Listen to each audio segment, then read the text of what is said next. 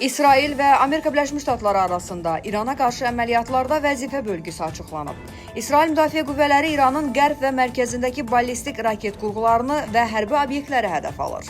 Amerika Birləşmiş Ştatları silahlı qüvvələri isə əsasən İranın cənubunda, Fars körfəzi ətrafında Amerika Birləşmiş Ştatları bazalarına təhlükə yaradan raket sistemlərinə və ölkənin hərbi dəniz qüvvələrinə qarşı əməliyyatlar aparır.